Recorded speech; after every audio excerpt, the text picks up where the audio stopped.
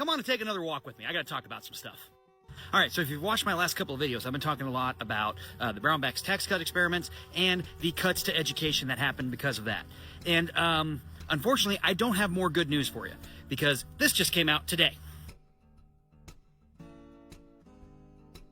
So if you look at that information, a couple of things. One, they're going to reduce school funding. I'm going to get back to that. But they're going to take us to a single income tax rate of 4%. Geez, that sounds familiar to something they tried to do back in 2013 that did not work out well at all. For those of you who don't know, the Gannon decision was a decision made by the Kansas Supreme Court that said that the Kansas State Legislature was underfunding school.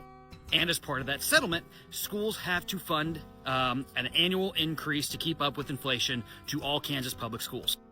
Last year, the Supreme Court made the decision because the legislature had kept up with funding for a certain number of years. They no longer had jurisdiction to check over to make sure they're doing that.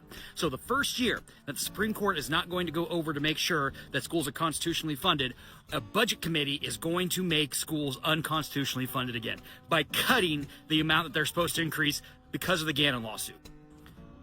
So what do we do? Well, first of all, you contact these 4 legislatures. They are the ones who are in charge of the budget committee. Tell them they need to restore Gannon funding, fully fund SPED. Those are the 2 things you can do right now today. So now, not only are we fighting for our legislature to fully fund SPED, we're fighting again to fully fund our schools. I promise you, we do not want to go back to the way things were under Brownback. It is not something you want to happen. So please, reach out to these 4 people today and let them know to fully fund schools and fully fund special education.